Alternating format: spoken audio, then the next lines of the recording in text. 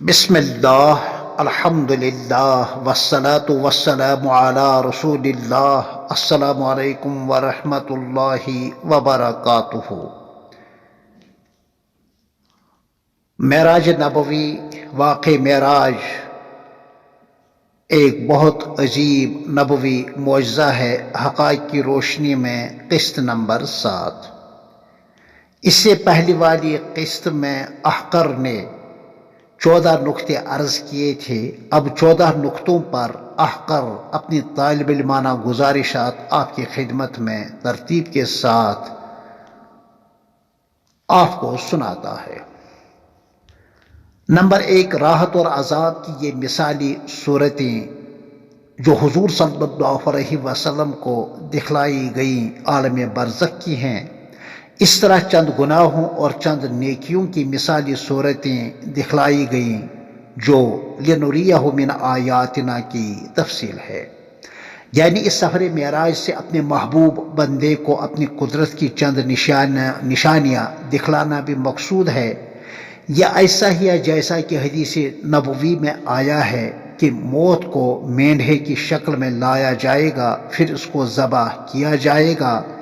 اس کے بعد نہ جہنمی کو جہنم میں، جس کے بارے میں ہمیشہ ہمیشہ کے لیے رہنے کا حتمی فیصلہ ہو چکا ہے، اور نہ جنتی کو جنت میں موت آئے گی، جیسا کہ ترمذی شریف کی 2 جلد میں اس حوالے سے کافی روایتیں آئی ہیں۔ یا مثلا قیامت کے دن سورہ بقرہ اور سورہ آل عمران 2 بادلوں کی شکل میں نمودار ہوں گی، اور روزہ اور قرآن قیامت کے دن سفارش کریں گے، ان کو زبان دی جائے گی، اور جس مال کی زکوٰۃ نہیں دی گئی ہے وہ اژدہا کی صورت میں بن کر صاحب مال کو نوچ ڈالے گا۔ اس طرح کی کئی مثالیں ہمیں ملتی ہیں کہ نیکی اور بدی متشکل ہو کر قیامت کے دن سامنے آئیں گی۔ اہل عرب کا مشہور مقولہ ہے کل آت قریب، کہ جس کا آنا یقینی اور قطعی ہے جان لو کہ بس وہ آ چکا ہے۔ یہی حال قیامت کا ہے اور دنیا کے خاتمے کا۔ بوڑھی عورت کی صورت میں آپ کو دنیا دکھلائی گئی، اس لیے کہ بڑھاپے کے بعد نہ بچپن ہے نہ جوانی ہے، بلکہ موت ہے، اختتام ہے، اور عالمی موت وہ قیامت ہے۔ قرآن کریم میں ہے اقتربت الساعہ، جان لو بس قیامت آ ہی چکی ہے۔ اور حدیث پاک میں ہے بعثت انا والساعۃ کہاتین، بخاری شریف کی 2 جلد میں، یعنی مجھے قیامت کے ساتھ ساتھ بھیجا گیا ہے۔ تینوں انبیاء کرام یعنی حضرت ابراہیم، حضرت موسیٰ اور حضرت عیسیٰ علیہ السلام کے ساتھ کئی اعتبار سے حضرت صلی اللہ علیہ وسلم کی خصوصی مناسبت رہی ہے، اس لیے تمام انبیاء کرام میں خاص طور پر انہی حضرات کے سلام پہنچائے گئے۔ مثلا حضرت ابراہیم علیہ السلام کی مخالفت گھر ہی کے ایک فرد آزر یا تارح نے سب سے پہلے کی، جو یا تو والد تھے یا چچا۔ اس طرح حضرت صلی اللہ علیہ وسلم کے مخالفت میں سب سے پہلے گھر ہی کے ایک فرد ابو لہب نے کی، جو رشتہ میں چچا تھا۔ حضرت ابراہیم علیہ السلام کو تنہا بے کسی کی حالت میں ایک نمرود سے مقابلہ کرنا پڑا۔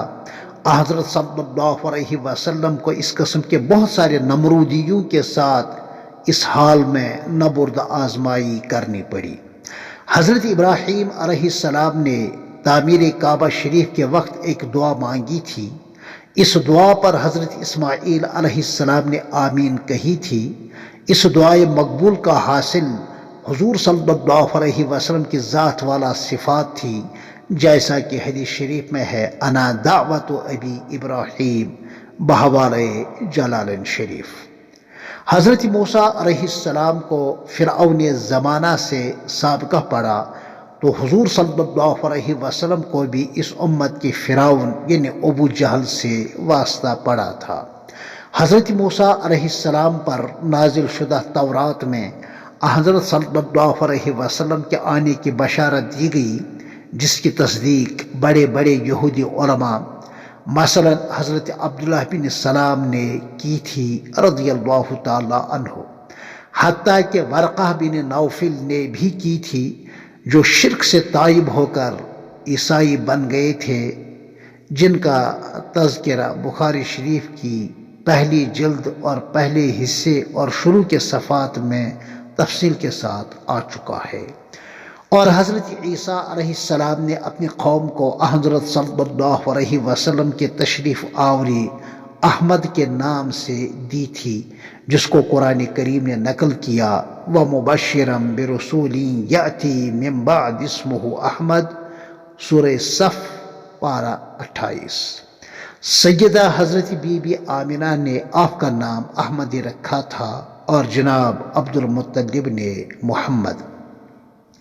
حضرت عیسیٰ علیہ السلام کو اپنے زمانے میں سب سے زیادہ یہودیوں نے ستایا تھا، حتیٰ کہ بارہا قتل کرنے کی سازشیں بھی کرتے رہے۔ یہی سلوک مدینہ طیبہ اور خیبر میں بسنے والے یہودیوں نے حضور صلی اللہ علیہ وسلم کے ساتھ ساری زندگی روا رکھا۔ حضرت عیسیٰ علیہ السلام بنو اسحاق یعنی بنو اسرائیل کے آخری پیغمبر تھے۔ پھر یہ سلسلہ وہاں سے ختم ہو کر بنو اسرائیل کے ذریعے بنو ہاشم میں منتقل ہو کر آپ صلی اللہ علیہ وسلم کی ذات و صفات پر ہر اعتبار سے ختم کیا گیا۔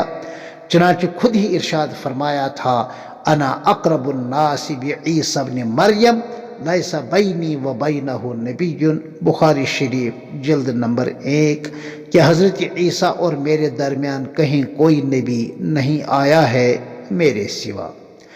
ان حضرات کا خطابی سلام بسیغے یا اولو یا آخرو یا حاشرو سے تھا، اس لیے کہ نور نبوت سب سے پہلے حضرت صلی اللہ علیہ وسلم کو عطا کیا گیا۔ البتہ آپ کی نبوت و بعثت اور آپ کا ظہور سب سے آخر میں ہوا، اور آپ ہی کے قدموں میں لوگوں کو میدان حشر میں جمع کیا جائے گا کہ سب سے پہلے آپ ہی کی سفارش ہوگی۔ اس طرح ان کلمات میں حضرت صلی اللہ علیہ وسلم کی خصوصیات کو بیان کیا گیا ہے، خاص طور پر آپ کا آخری نبی ہونا۔ بحوار معارف الحدیث جلد نمبر 8 از عالم ربانی حضرت مولانا منظور صاحب نعمانی علیہ رحمت اللہ الباری۔ پھر آپ سے ملتے ہیں اسی عنوان کے تحت قسط نمبر 8 میں، تب تک کے لیے السلام علیکم ورحمۃ اللہ وبرکاتہ۔